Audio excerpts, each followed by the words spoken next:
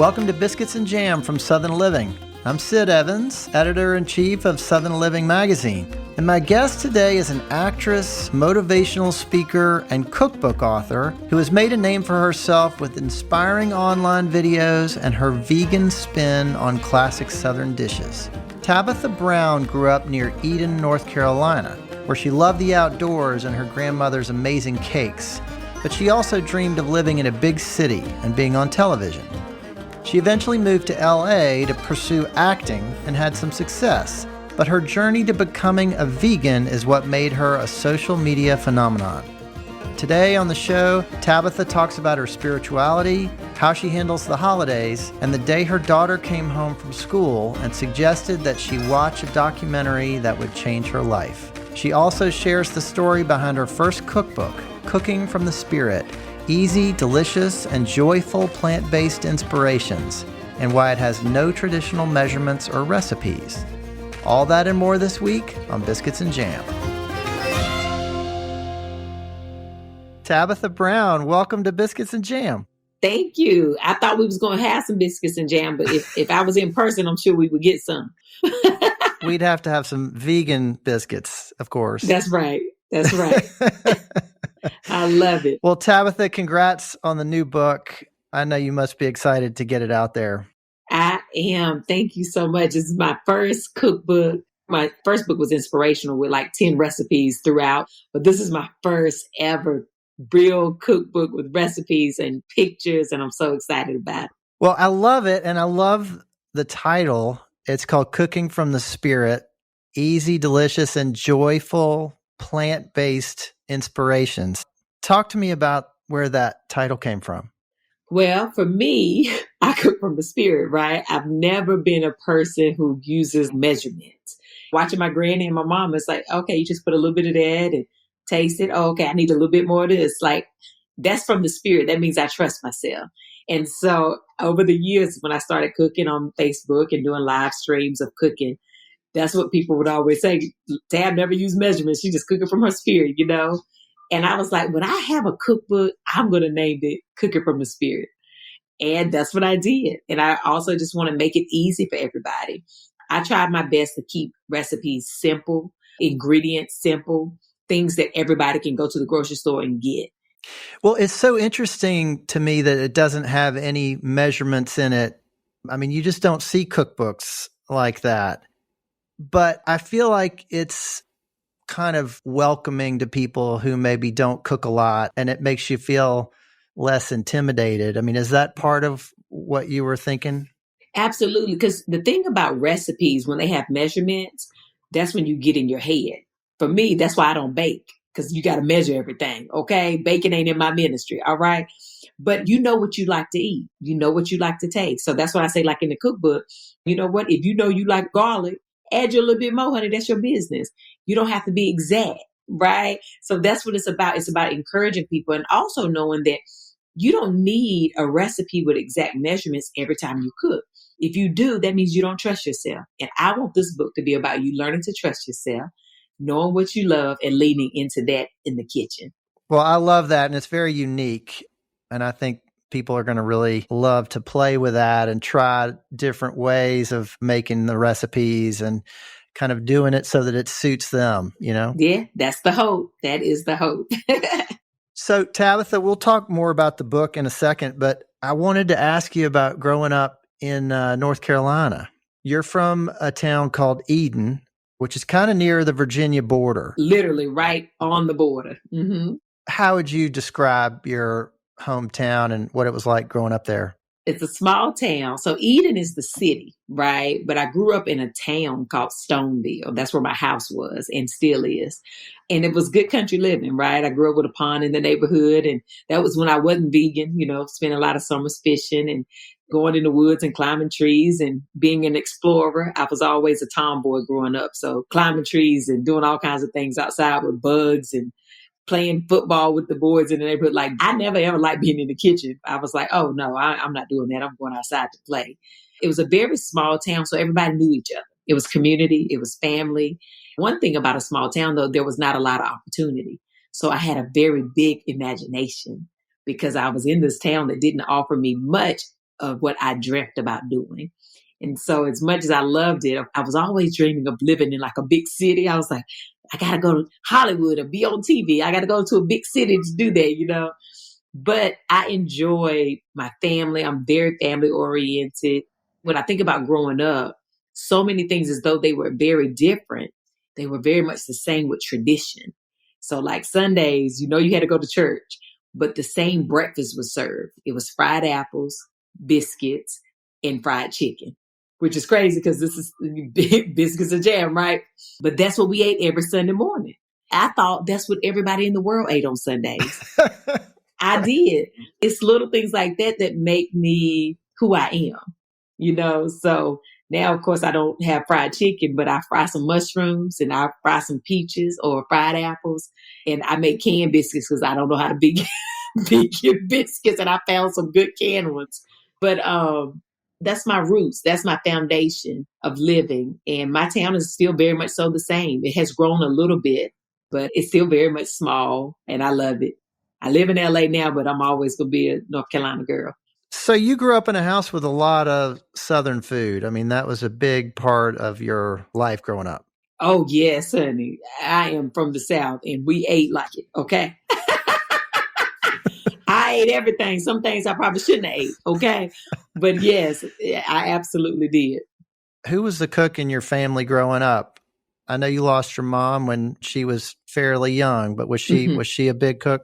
Oh, yeah, she was a big cook. So my mama and my granny, both really big cooks. My granny was a cook, right? My mama would cook too, but my granny was like people would come to her house to eat. She was also the town baker. Crazy enough that I can't bake. My sister was paying attention. I was not. And so people would come to her house to buy pies, to buy cakes, and she would sell them by the slices or whole. She was really a really amazing cook. So was there a specific recipe, a pie or a cake that she was kind of known for? Oh, honey, my granny made red velvet that everybody loved, German chocolate cake, and her coconut cake. And then later in life, it's so funny. I remember when this became a thing for her, she made this 7-Up cake where she would put the 7-Up soda inside of the pound cake. And it became a crazy, like people wanted this cake. And she made homemade sweet iced tea and homemade lemonade that people would come and buy by the gallons. I can make a little bit of lemonade and I can make a little bit of sweet tea. It still don't taste like my granny's. They would call it muddy water, but it was so good. And I can't get the taste that she had, but she was pretty amazing with that. Tabitha, you are a very spiritual person. Yes. And this comes through in the book and it comes through in everything that you do. And you mentioned church. Talk to me about that and how that was a part of your life growing up and informed who you are. Absolutely. Church was foundation for me growing up. It's funny because my mom and daddy, when I was very little, they didn't go to church. But my granny went to church religiously. She was Pentecostal, honey, holiness. So I would get dropped off at her house to go to church. Mom and daddy might have went out to the club or something, party. But me and my sister had to get dropped off at my granny house Sunday morning because we had to go to church. So it would start with Sunday school, right? And then service would be after. And that's where I learned music, how it makes you feel. That's where I learned to play the tambourine with my granddaddy. That's my great granddaddy, because my granddaddy, my granny husband, also did not go to church. He dropped my granny off at the church. Okay.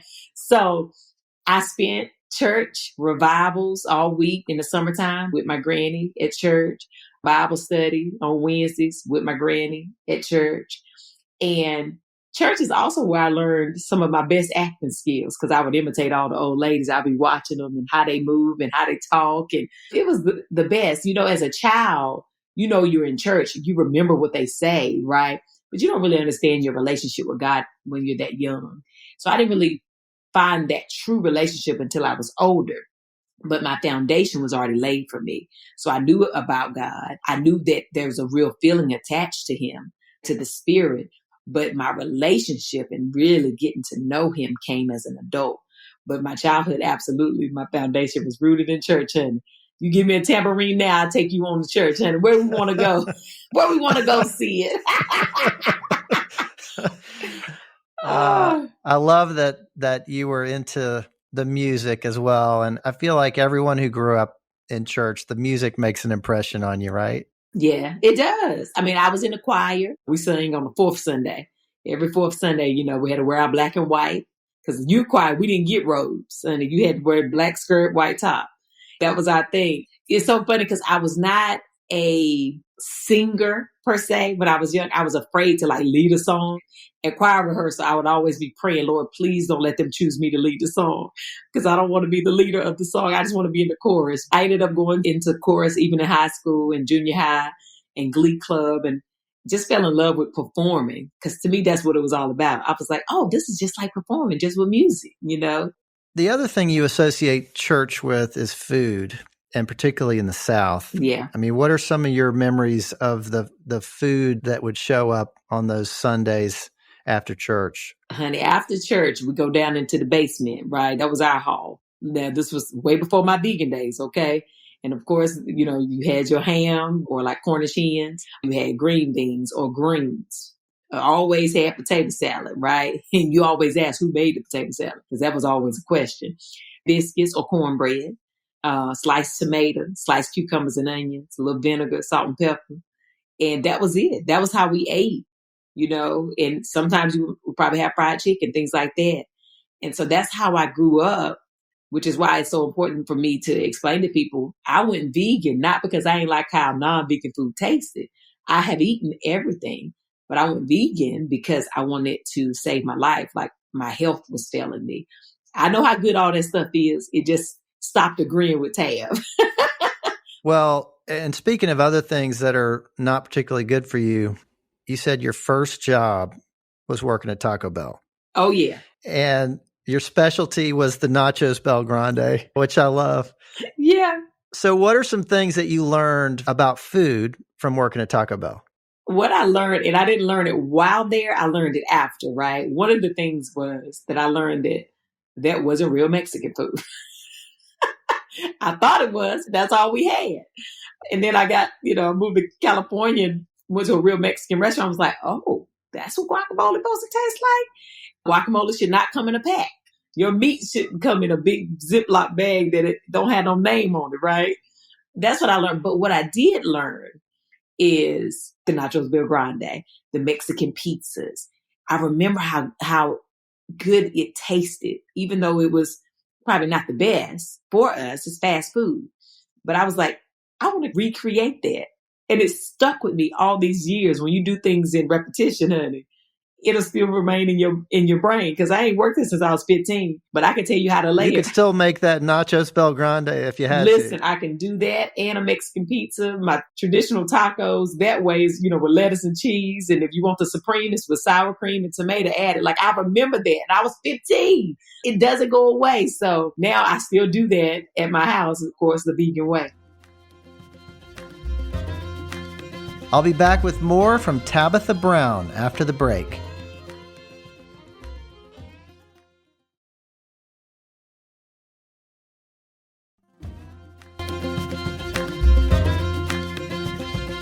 Welcome back to Biscuits and Jam from Southern Living. I'm Sid Evans, and today I'm talking with actress and cookbook author Tabitha Brown. Tabitha, I know you've answered this question a lot of times, but I want to ask you why you decided to go vegan. And I know it was about your health. You've talked about that a lot. Were there other reasons, or was that really the driving reason for you making that change? Absolutely. It was all about my health at that point, right? I've been sick for 1 year and 7 months, and I've been to the doctor over and over, week after week, month after month, test after test, blood work, MRIs, you name it. Any drug they offered me, I tried it because I was desperate to feel better, and nothing was helping. I still felt like I was dying. Had this headache in the back of my head for 1 year and 7 months every day. It never went away. Some days were better than others, but it was constant. I had chronic fatigue. I was exhausted all the time, fell into depression. It was just so much. And I needed answers. I was like, nobody can help me. And so when my daughter came home from school, one day she was like, we watched this documentary at school, Mom. I think you should watch it. And I was like, well, let's see what this is about, because it ain't every day a teenager come home and tell you to watch a documentary. It was What the Health on Netflix. And we watched it and I was like, I haven't tried this. Because mind you, I wasn't a bad eater. I stopped eating red meat and pork when I was 15. I have not eaten it since. And I don't eat dairy. Prior to being vegan, I had found out I was allergic. So I stopped eating dairy. I was only eating fish and chicken and turkey, right? And eggs. But I was eating it on a regular basis, right? Every day. And I thought to myself, well, I have not tried this and I'm desperate. I'll try anything. So let's try this 30-day vegan challenge, see if anything changes. And after those first 10 days, the headache I had had every day for a year and 7 months disappeared. And I was like, my head's not hurting anymore. I got to be on to something, like something is happening. And day after day, I just started to feel better. Started getting energy again. And I was like, oh, this is about to be my life. I'm not going back. I'm going to be vegan. I just decided to listen to my body, right? I had really made a decision. Like, now you got to listen to your body, because our body will tell us what it does not like. It will tell us what it loves. It'll tell us what it doesn't agree with, but we have to listen to it and treat it well. And I realized I hadn't done that for a very long time. So when I made the decision to go vegan, it was absolutely for my health. I've been vegan now for 5 years, and I've learned so much more that's way bigger than me. It's more about absolutely my health, but the environment, the animals. It makes such a world of difference in so many different ways. Well, I love that your daughter is the one that brought this to you and that kind of set you on this path. But I've got to ask, was it hard for your family to adjust when you made that decision that you were going to commit to going vegan? My family is very spoiled, okay? We did it together for 30 days, right? And that 29th day when I told my husband, I said, I know we're supposed to do 30 days, but I feel amazing. I think this is going to be my life. I'm not going to change. And he was like, that's great, but tomorrow I'm going to eat a piece of chicken, okay? And so I was like, well, that's you. But for the first year, I cooked 2 meals. I was trying to figure it out. I know he still wanted fish and chicken. I needed to be vegan. So I was cooking a lot of different meals and I got a little tired. So they didn't miss anything. They didn't have to adjust. It was me having to figure out, like, how can I not overwork myself in this kitchen? So then I decided, if I can make my vegan meals just amazing, everybody can eat vegan. And I just started cooking things that I used to cook that weren't vegan, figuring out how to make that vegan. And they loved it. Some days they didn't even know the difference. And now I ain't got to cook 2 different meals, okay? And so they never really had to make an adjustment. It just worked out. I had to make the adjustments. But I also try to remind people, when we go on a journey for ourselves, nobody else really matters, right? This is personal. I got to do this for me. Everybody else going to have to figure out themselves too, right? So it was all personal for me. Sometimes the journey that will save you, you got to be willing to go alone. And what happens a lot of time in families, when one person has to make health changes and the family is not supportive or they don't understand, it causes the person to revert back to the old habits or old ways, causing them to continue to be sick because they didn't have support. I'm so grateful that my family was supportive. Even if they didn't want to eat what I was eating, right? They were still like, we know you're on this journey. And so I always encourage people to know, honey, stay focused on you. Honey, they might talk trash and they might joke about what you eating in the beginning, but eventually they'll be like, well, let me taste a little bit of it, So it'll be all right. You just stay focused on you. That's what I had to do. So I want to talk about the book a little bit more. So much of this book is about these classic Southern recipes and how you made them vegan. Yes. And it seems like you're trying to kind of reconnect with these dishes that, have a lot of meaning for you. Do you feel like you can help people who feel like they could never give these things up? They could never give up the mac and cheese. They could never give up the barbecue, Mm-hmm. Oh, yeah, absolutely. I mean, that's what I've built my brand on, right? For the last 5 years in cooking and sharing recipe videos. It was to show people you can still have what you crave. You just swap out some ingredients and make it a little bit better, right? So, things that I grew up loving. My mama made the best meatloaf. That's why I got my mama's meatloaf recipe in the book. My mother-in-law makes a cabbage and sausage that I love. That's like a Southern favorite. A lot of people love a sausage and cabbage. You can still have that. There's options for us, right? Same as lasagna. That's one of my husband's favorite. I used to make lasagna with ground turkey. When I became vegan, I started trying to figure it out. And now my vegan lasagna, he requests that. He never, ever wants it any other way. And I'm like, very good. If you make it good, if you just show people you have another option, don't force it on anybody. Just show them with love, maybe a little bit of humor, right? And they'll be like, what is this crazy girl talking about in this kitchen? Well, that do look all right. Let me give me a little... Let's go to the grocery store and get these ingredients, see what Tab talk about. People are more inclined to try it that way without trying to force it on them. So absolutely, that's my plan. So I want to talk about ingredients for a second, because so much of this book is about ingredients. And so this interview is going to come out in the fall, and that's pecan season. Okay. Yes. Pecans, as we call them. And yes. Okay. So yeah, everybody, there's a debate on, how people say it, but whether you say pecan or pecan, it's a thing in the South, right? Yeah. And it's a thing in the fall. Talk to me about that ingredient and some of your favorite dishes to make with pecans. All right. So pecans is one of my favorite things. I grew up with them, cracking them open, sitting on the porch with my granny. But when I first became vegan, I saw so many walnut recipes for meat. I have a very small allergy to walnuts. I can eat them, but they make me a little itchy. So I probably shouldn't do that, listening to my body. So I was like, you know what? I'm going to use pecans, and I'm going to make my meat out of pecans, right? So when I was on a raw challenge, I use the pecans, you soak them, you season them, and then you use a food processor and blend them, and they really give you a meaty look and texture and taste. And that's raw, right? After being soaked. But the great thing about them is you can do the exact same thing. Instead of just soaking them, you can boil them and boil them in the seasonings, right? And then they're soft. That changes the texture even more so like meat. And I add like peppers and onions, and I blend it up, season it, put it in the pan, and you saute it up. You can cook it up. So you can use that same meat to make not a raw taco, but a regular taco. You can make spaghetti with it. Use it for your lasagna. And one of my most favorite things is you can make chili with it. Pecan chili on a carrot dog. Okay. That's amazing. It sounds crazy. Even when I say it out my own mouth, it sounds crazy. Pecan chili on a carrot dog. But baby, it's some good eating. I promise you, you be like, oh my God, this is so good. I can't believe that this is good. Girl, this is a carrot and some pecans? Yes, it is. It's very good. I love that. I saw the photo in the book and I thought, look at that. I mean, if that doesn't look like a hot dog. Yes. And the traditional way we do it in North Carolina, you have the chili and you got coleslaw. You put mustard and relish and things like that. But, it's so good.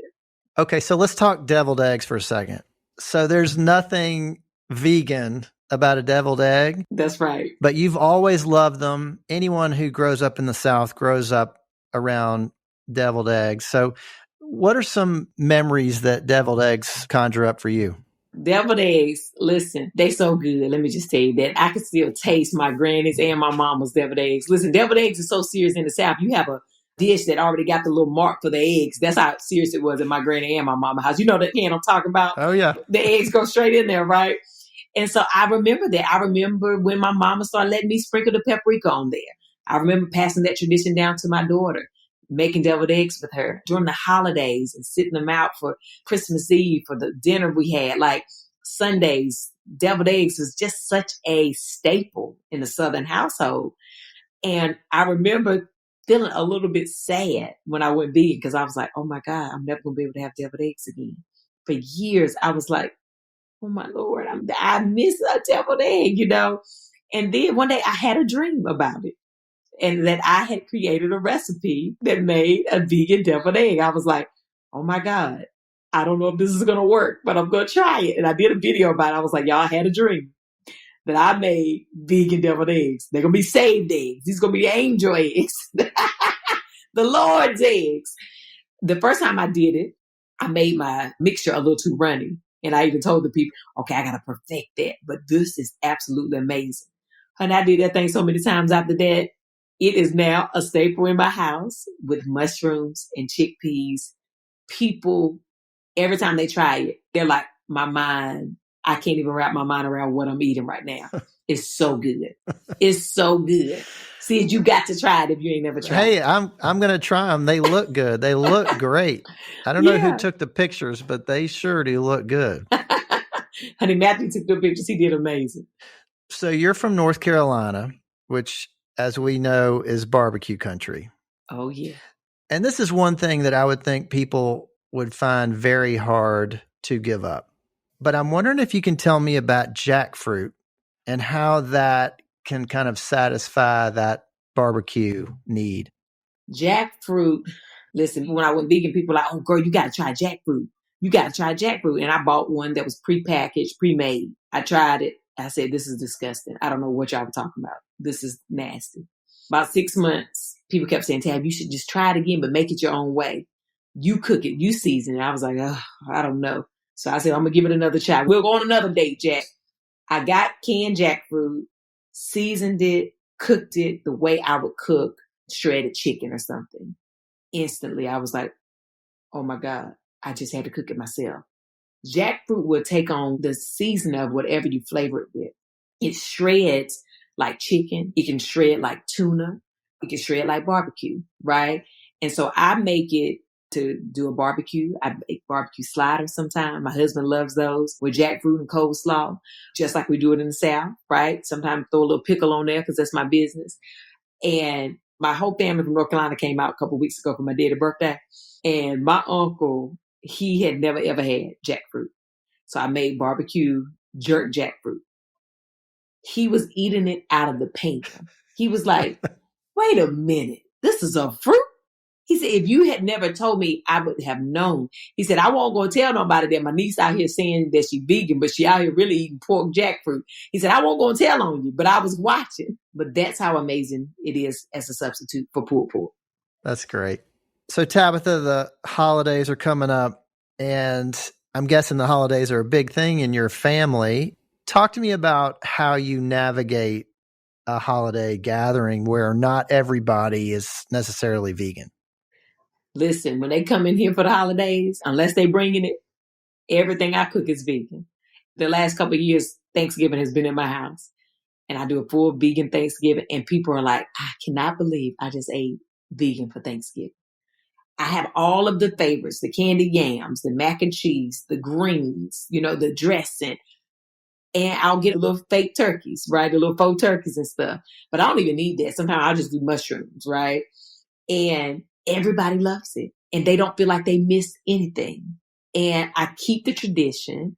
I keep all the things that you normally would see on a Thanksgiving or a Christmas table for dinner. And people are like, I can't even wrap my mind around the fact that all of this is vegan, right? My deviled eggs is there. My saved eggs is there. Okay. And it's a good time. And I always love to just introduce new things like that to people. And I get excited when they're willing and open to try something new. And I also, if they say, oh girl, no, I brought my own plate. Okay, you enjoy that. But then they see everybody else eating. They be like, well, let me try a little bit. Remember, you brought your own plate. I let them have a little bit. So Tabitha, so much of your message has been delivered through food, but there's a much bigger message that you deliver about helping people feel good about themselves and confident and happy, talking to them about how to take better care of themselves. And I know you get thousands of messages and comments from people every day, but I'm wondering if there are stories that stand out about people who have really been changed by your message. Oh, wow. You're right. I get thousands. I know so many people have messaged me who were either diabetic, pre-diabetic, who messaged me and said, oh my God, I've been watching your videos and cooking alone for the last 2 months, 3 months. I'm no longer a diabetic. I'm not pre-diabetic anymore. I'm off of my medication. I had high blood pressure. I don't have it anymore, right? Those are the stories that bring me to tears, right? And then some people say, you know what, Tab? I have never cooked one of your meals, But I be watching you every day, and I feel that my life has changed because of that. I feel happier because of you. I make choices to be happier and more kind to other people. Those are the things that make me know that I'm doing the right thing, that God has placed me on this path, not just for me, but for everybody else, like to be a vessel. Because that's what it's all about. We should love each other. We're here to love. We got a heart. That's why we all have a heart. We're meant to love.